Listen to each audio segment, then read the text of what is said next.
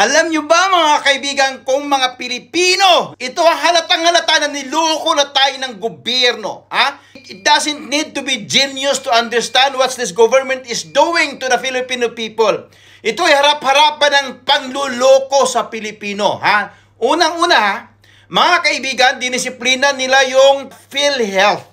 Dahil daw hindi ginampanan yung dapat nilang gawin. Kaya binigyan ng zero budget.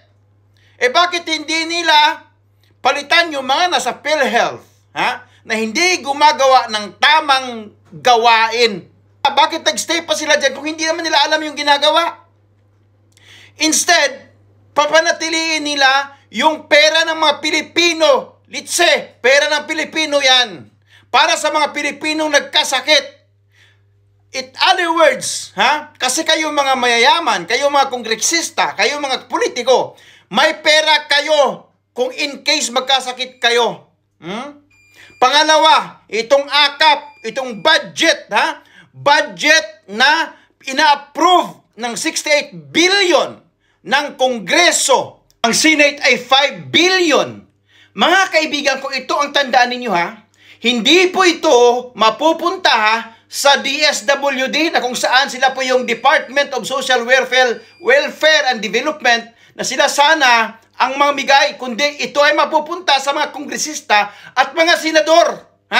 Sa kanila po mapupunta. Ang tanong dyan, mga kaibigan ko, kung mapupunta kay senador at sa congressman itong bilyones na pera para sa AKAP, ipamigay sa kanilang mga, sa constituents nila, sa kanilang mga tauhan, how sure are you? How sure are we na iyan po ay mapupunta talaga sa tao? Yun ang tanong, Baka mapupunta lang sa kanilang bulsa, kaya pinipirmahan nila agad. Napakabilis po ng approval.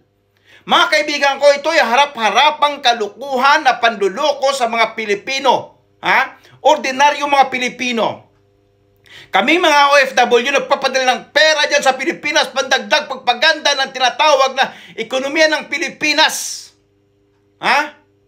Pero itong perang ito pupunta lamang sa mga animal na mga politikong mga gahaman. Napakasakit isipin mga kaibigan.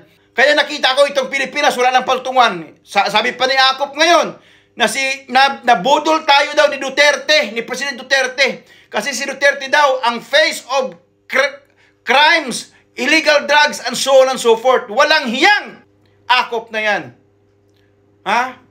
Ano na mangyayari sa Pilipinas? Nako, military na lang talaga ang sagot dito. Kaso nga lang, ang military mga kaibigan ay parang, nako, alam nyo na, pinakain ng magandang tinapay ni Romualdez. Napakasakit bilang isang Pilipino, bilang isang OFW na nag-ambag ng pera para sa ekonomiya ng Pilipinas.